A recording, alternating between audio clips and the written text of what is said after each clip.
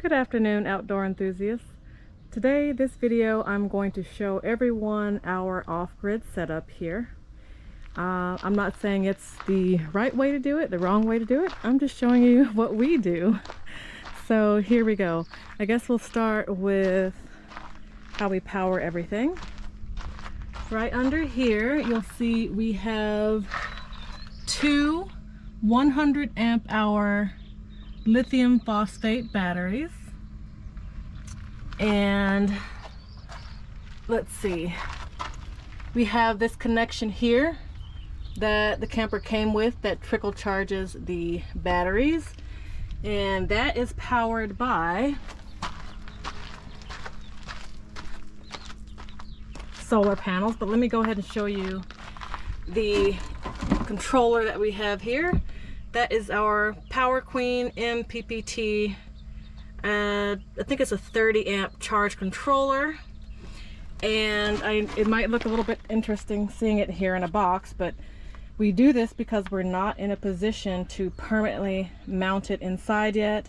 Also because eventually we're going to get a more powerful inverter and controller and more solar. So this is something that keeps us operational in interim. And my husband kind of jerry-rigged this little container here that is vented, so that everything stays nice and cool. And of course we can keep the lid on there, and it's portable. We can take it with us wherever we go. But the solar panels go into the MPPT, which goes into our trickle charge there. And the panels, we have several different types of panels.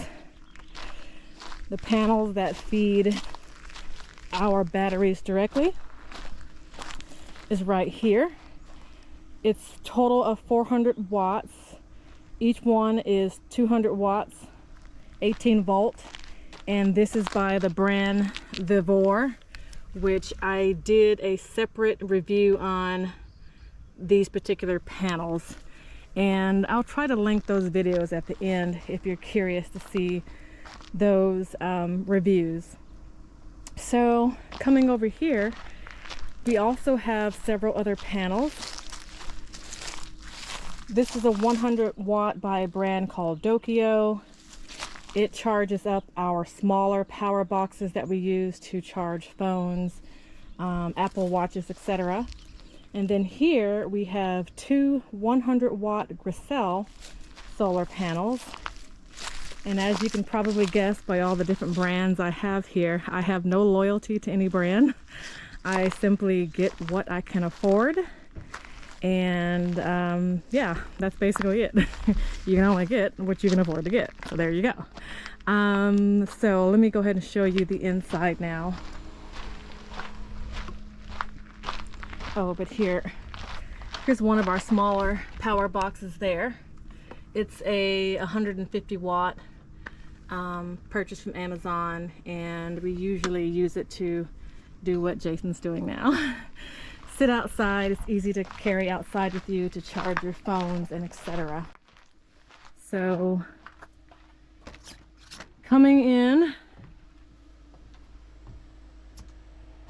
what we have is, again, since we're off grid and we don't have the capability, we simply use the little fans that came with the camper to help circulate some air. We also do have Starlink, and we use a 1000 watt power box. Let's see if I can get some light on. A 1000 watt power box by Gricel, and its only function is to keep our Starlink powered up. And this is powered by the two 100 watt Gricel panels that I showed you outside earlier. The Dokio panel that I showed outside powers this this is a 300 watt power box. We do have another one of those as well. There's our other 300 watt power box. This one is responsible for keeping the TV powered as well as our DVD player. That one there is responsible for powering my laptop and sometimes if I do bring my drone or my GoPro batteries, etc. And then we have another smaller box here just as a backup, because you can never have too much power when you're off the grid. And yeah, I think that's about it really. It's pretty simple as far as the power goes. I will show this though. We do have a little battery monitor, also by Power Queen. And it just, you know, keeps us informed of how the battery is doing. So in grand total, we have 2 of the medium-sized 300-watt boxes. We have 1 of the 1,000-watt boxes, and we have 2 of those little smaller power boxes.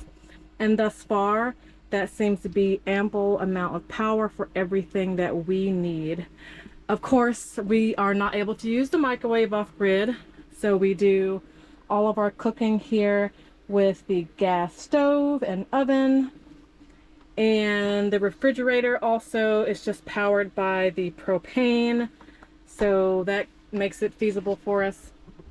Another thing we do to help keep things cool is, of course, keep our tent ends open, keep our windows open, but we also run the fan there. Now eventually I do want to get the max fan, which is more substantial. It moves a lot more air, but we don't have it right now. Now, as far as conserving water, what we do is we are careful with how we shower. So basically we turn the water on just enough to get our skin wet, we turn it off, we lather up, and then we simply turn the water back on and do a quick rinse. So that helps to conserve water considerably. Now, we do have a small tank in this little camper of ours. It's only about 30 gallons. No, I'm sorry, 25 gallons. So what we do sometimes to conserve water is, if we've had a light day, we will also use these bath cloths. These cloths are fantastic and they work really, really well. And I get them from Walmart. Well, actually my mom gets them for me, so thanks, Mom. But these are fantastic, and we just set those there, and we use those occasionally as needed to conserve water. And I think that's really it. I think that covers just about everything. So to sum it up, we don't have AC, we use fans, we keep the windows open, we use several power boxes to power our interior items, watches, etc., electronics.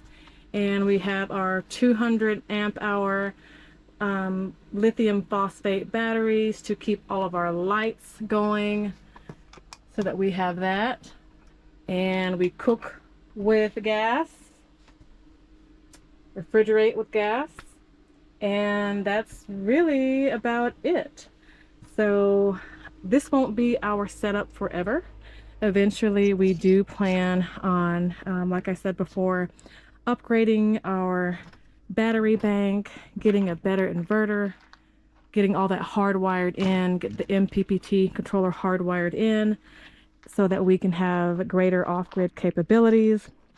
Our ideal scene is to be able to use the air conditioner at least being off-grid, because we do like to go out west quite often and it does get quite warm. But for right now, this is what we're working with, and it does work for us. So I hope that helps for anyone who is curious about our off-grid setup. If you have any questions about it, just let me know. Thank you so much for watching. I truly hope you guys enjoyed the video today and your time outdoors with me. If so, please don't forget to give me a thumbs up. Go ahead and subscribe. That way you can join me on my next adventure. But until then, be good to yourself and do something that makes you happy today.